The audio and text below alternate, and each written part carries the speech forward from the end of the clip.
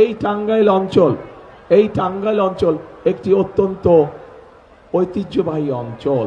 এই টাঙ্গাইলের শাড়ি আছে, বিভিন্ন রং ডিজাইনের শাড়ি আছে। এই শাড়িকে আমরা যদি চেষ্টা করি, পরিকল্পিতভাবে আমরা উদ্যোগ গ্রহণ করি, তাহলে বাংলাদেশের গার্মেন্টসের জামা কাপড় যেরকম বিদেশে পাওয়া যায়, এই শাড়িকেও আমরা একইভাবে বিদেশে রপ্তানি করতে পারবো। প্রিয় ভাই বোনেরা, এই টাঙ্গাইল থেকে টুপি পৃথিবীর বিভিন্ন দেশে যায়। যে নামাজ পড়ি, যে আমরা নামাজ পড়ার সময় যে টুপি, এই টুপি এই টাঙ্গাইলে তৈরি হয় এবং এই টুপি পৃথিবীর বিভিন্ন দেশে যায়।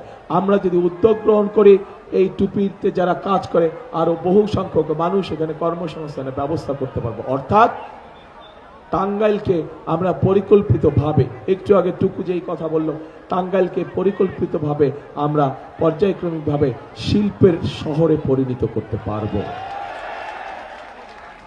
পাশেই রয়েছে আমাদের যমুনা নদী।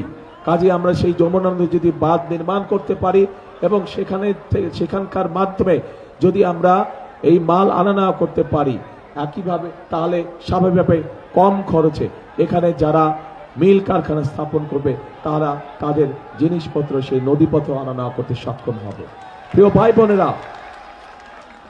ভাই বোনেরা, আমি বরাবরই বলে থাকি যে বাংলাদেশের প্রত্যেকটি অঞ্চলের নিজস্ব একটি বৈশিষ্ট্য রয়েছে। এই বৈশিষ্ট্যগুলোকে যদি আমরা সামনে নিয়ে আসতে পারি, এই বৈশিষ্ট্যগুলো শত শত বছর ধরে টিকে আছে। কাজে এই বৈশিষ্ট্যগুলোকে যদি সঠিক পরিকল্পনার মধ্যে আমরা তুলে ধরতে পারি, তাহলে এই বৈশিষ্ট্যগুলোর উপরে ভিত্তি করে আমরা প্রত্যেকটি এলাকার পরিবর্তন ঘটাতে সক্ষম হব এবং এই এলাকার পরিবর্তন, এই পরিবর্তনগুলি ঘটাতে সক্ষম হলেই মানুষের, ওই এলাকার মানুষের ভাগ্যের পরিবর্তন ঘটানো সম্ভব হবে।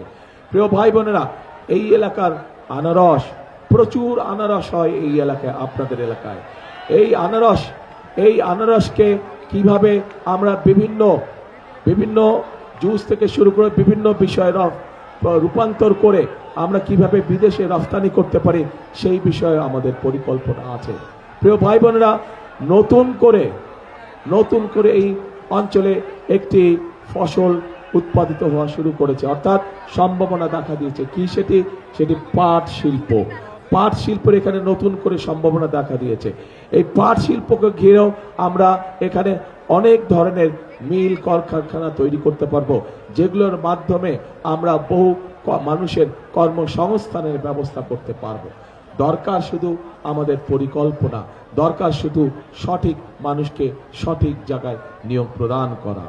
প্রিয় ভাই বোনেরা, কাজেই আমরা যদি সকলে মিলে কাজ করি, সকলে মিলে যদি পরিকল্পনা গ্রহণ করি, ইনশাআল্লাহ তাহলে অবশ্যই শুধু টাঙ্গাইল নয়, আমাদের সারা বাংলাদেশে আমরা আমাদের কাঙ্ক্ষিত পরিবর্তন আনতে সক্ষম হব। কিন্তু এই পরিবর্তন যদি আনতে হয়, তাহলে অবশ্যই এই দেশের মালিক কারা এই দেশে বলেন তো? জনগণ। কাজে এই দেশের মালিককে আমাদের সাথে থাকতে হবে, কারণ মালিক ছাড়া তো কোনো কাজ করা যাবে না। মালিক ছাড়া কোনো কাজ করা যায়? মালিক ছাড়া কোনো কাজ করা যায় না। কাজে এই দেশের মালিক আপনারা যদি বিএনপির পাশে থাকেন, এই দেশের মালিক জনগণ আপনারা যদি বিএনপিকে সমর্থন দেন, এই দেশের মালিক জনগণ আপনারা যদি বিএনপিকে সামনে এগিয়ে দেন, তাহলে ইনশাল্লাহ বিএনপি ধীরে ধীরে এই দেশের মানুষের ভাগ্যের পরিবর্তন ঘটাতে সক্ষম হবে।